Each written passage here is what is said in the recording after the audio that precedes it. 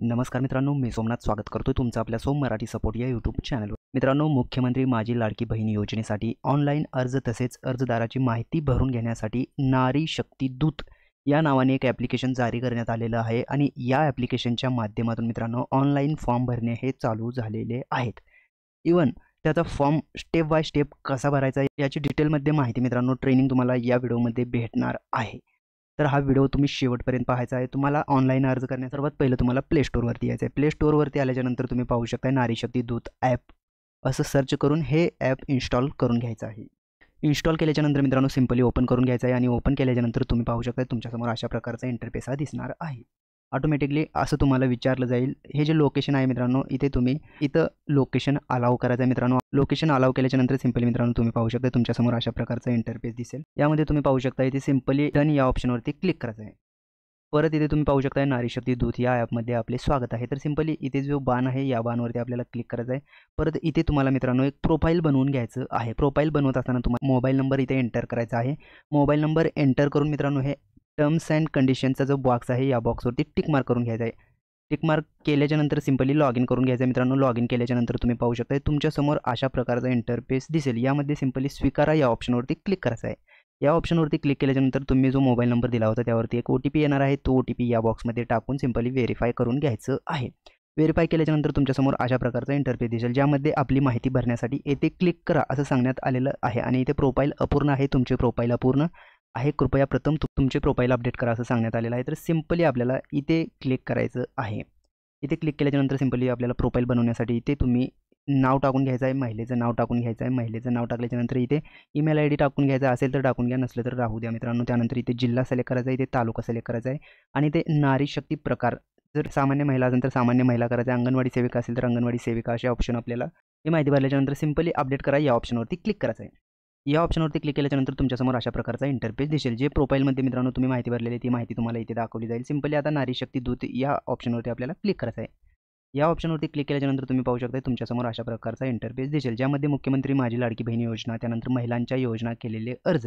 तर सर्वात पहिलं तुम्ही इथे हे योजनाचं जे ऑप्शन दिलेलं आहे या ऑप्शनवरती क्लिक करायचं आहे आणि या ऑप्शनवरती क्लिक केल्याच्यानंतर महिलांसाठी जेवढ्या काही योजना राबवल्या जात आहेत मित्रांनो त्या योजनांची लिस्ट तुम्हाला इथे दाखवली जाणार आहे आणि इथे सिंपली इथे एक हमीपत्र PDF डाउनलोड करायचं जे ऑप्शन दिलेलं आहे मित्रांनो, यावरती क्लिक करून तुम्हाला हमीपत्र डाउनलोड करून घेणं गरजेचं आहे।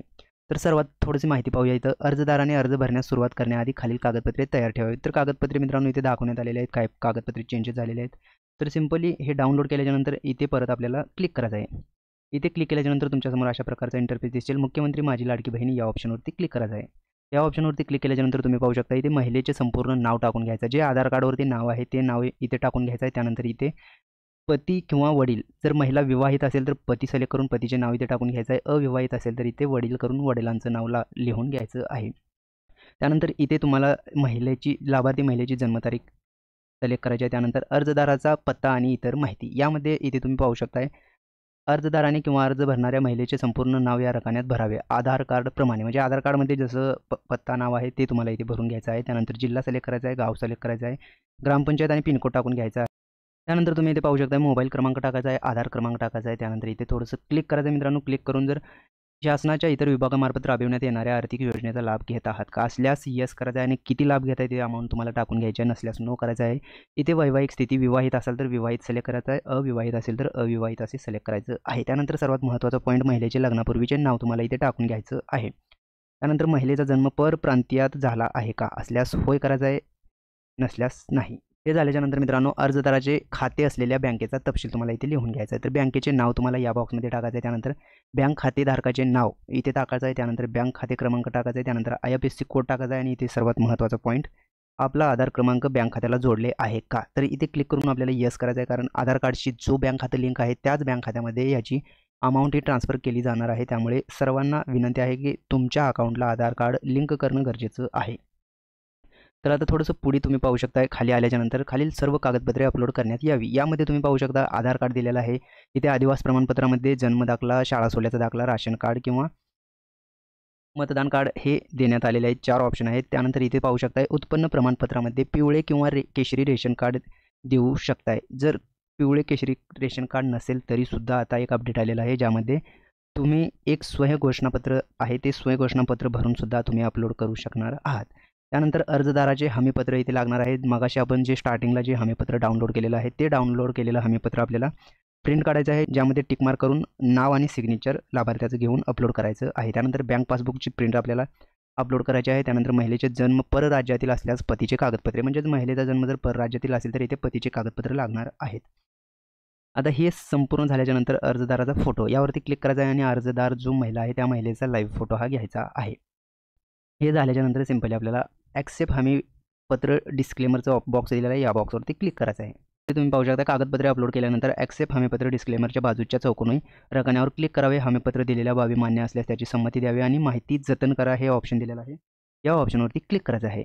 माहिती जतन करा या ऑप्शनवरती क्लिक केल्याच्यानंतर इथे स्वीकाराचं जे ऑप्शन दिलेलं आहे या ऑप्शनवरती क्लिक करायचं आहे. या ऑप्शनवरती क्लिक केल्याच्यानंतर तुमच्यासमोर अशा प्रकारचा इंटरफेस दिसेल. जी तुम्ही माहिती भरली होता ती माहिती तुम्हाला इथे दाखवली जाईल. भरलेली माहिती कन्फर्म करा असं ऑप्शन आहे. तर सिंपली इथे फॉर्म सबमिट करायचं जे ऑप्शन दिलेलं आहे, जर माहिती एकदम ओके असेल तर फॉर्म सबमिट करा या ऑप्शनवरती क्लिक करायचं आहे आणि फॉर्म सबमिट करा या ऑप्शनवरती क्लिक केल्याच्यानंतर तुम्ही पाहू शकता तुमचा फॉर्म यशस्वीरित्या सबमिट झालेला आहे आणि तुम्हाला इथे नंबरसुद्धा भेटलेला आहे, जो की टोकन नंबर आपण त्याला म्हणतो, रेफरन्स नंबर असं म्हणतो मित्रांनो. तर तो नंबर इथे असणार आहे, ज्यामध्ये मित्रांनो सिटीजनचं नाव, ज्यांचा फॉर्म भरलेला आहे त्यांचं नाव असणार आहे, त्यांचा मोबाईल नंबर असणार आहे आणि कधी फॉर्म भरलेला आहे ही माहितीसुद्धा इथे दिलेली असणार आहे.